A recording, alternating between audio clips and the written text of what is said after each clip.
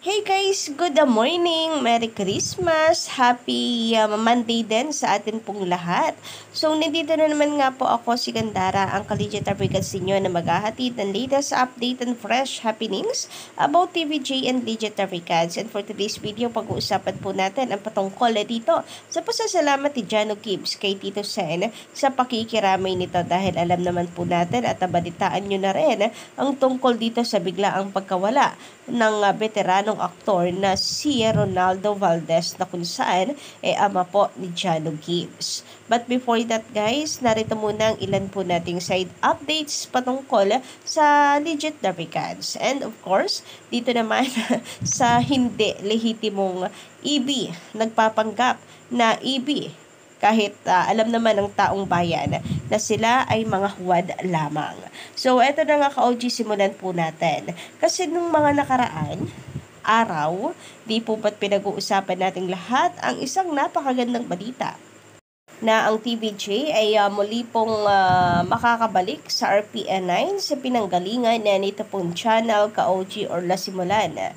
Naging unang tahanan ng original na Itbulaga. Sa pamamagitan po ng CNN ka-OG, muli po itong mapapanood sa RPN9. Samantala, dahil dyan ayaw naman magpatalo ng Tape Bulaga. And etot may pa-breaking news pa nga po sila. Ayan, Itbulaga mapapanood na sa 106 GMA stations nationwide simula January 6, 2024. O diba, sinabay pa kasi ang RPN9 and Itbulaga ay magsisimula po January 6, 2024 din. So, ayaw magpatalo talaga ng mga ito. So, eto na po sila na naman. Mas pinalakas, mas pinarami, mas malawak.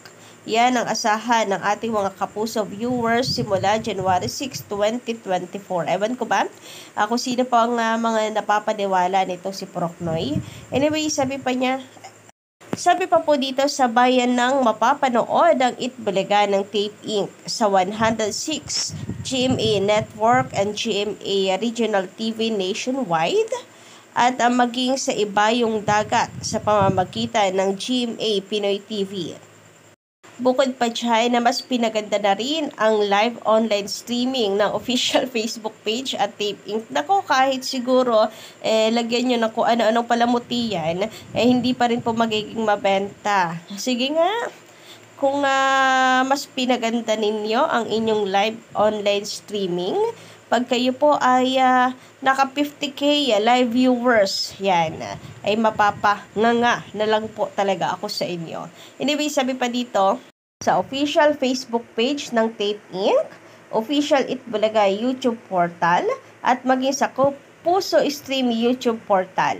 Dahil sa mga bagong transmission, facilities at upgrades sa parehong digital and analog, mas malinaw, mas malawak, at mas marami ang mag-e-enjoy sa mga kapuso programs. Bukod pa dyan, ang lawak ng reach at coverage na mararating ng GMA Network ay aabot pa ng 98.7% o humigit kumulang 82 million viewers sa buong bansa sa parehong analog at digital. Grabe, 82 million! Wow! Sana mapatunayan yan ka-OG na sa kanilang live. 82 million concurrent viewers. Wow talaga, wow. Hashtag Itbulaga, hashtag Itbulaga GMA7, hashtag Itbulaga GMA7. Basta yan na po ka-OG. So, ayaw patalo, no? Grabe talaga. Ito mga pro-tape. After mabalita na meron pong sanib pwersa, ang Channel 9 na CNN Philippines at TV5 para sa Itbulaga at PBB ay eto po sila at sinasabayan ang breaking news na ito. Sinasabayan at baka gusto rin kasi mag-trending ka-OG kaya ganoon. So, lagi po silang ganyan ayaw pong papatalo. Pati po sa TV ratings, okay, maglalabas po ng TV ratings ang Nielsen. Number 1 ng TVJ. Nako, di papatalo yan. Maglalabas din yan ang kanila pong ratings from Kantar na sila po ang number 1. So, makikita nyo doon. Talagang mga desperado ang mga ito. Siyempre, para ang kanilang supporters na kaya pong bilangin natin sa ating pong mga benting daliri, kasama kamay at paa, hindi po mawawalan ng gana sa kanila. Anyway guys, subukan nila. Subukan nila dito wag magpatalo sa online live views ka-OG. Baka maglabas din kasi sila mamaya niyan dahil sa masyado silang ayaw magpatalo. Baka pati yung online live views, sabihin nila sila po ang number 1. So, pag yun naman, magmumukha na po silang kaawa-awa, ka-OG. Hindi na nakakatawa. Kaawa-awa yung mga ganito pong pag-iisip. Anyway, dito po sa post ng kami.com.ph, ayan, nagpasalamat si Jano Gibbs kina Tito Soto, Herbert Bautista at iba pa dahil sa mga pinadala nito sa burol ni Ronaldo Valdez. So, nakiramay nga po itong si Tito Sen, syempre sa pinagdadaanan po nitong si Jano Gibbs, ka-OG, and hindi rin po biro talaga ang mawala ng mahal sa buhay.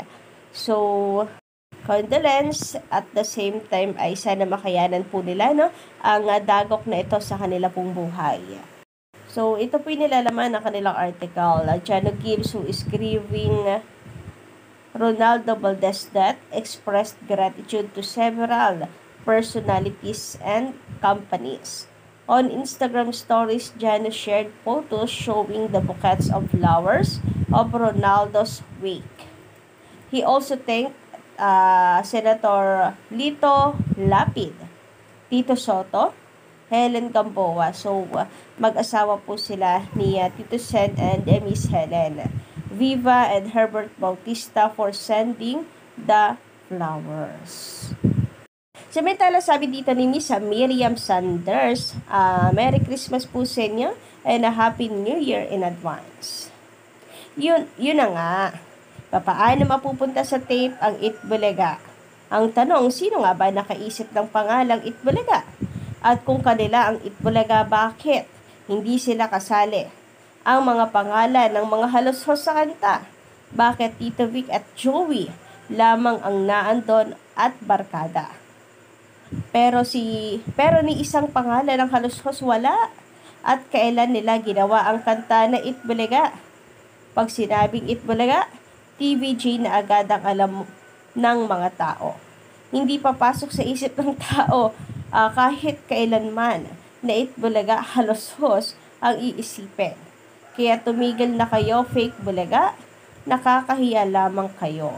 So, ayun na nga ka-OG, TVJ is Itbulaga. And I think nabuo ni Francis Magaloy na ang salitang The Barkads because of barkaday dumarami. Diba? The Barkads, the barkada, mga ka-OG. So, totoo yan, padami sila ng padami and hanggang sa future ka-OG.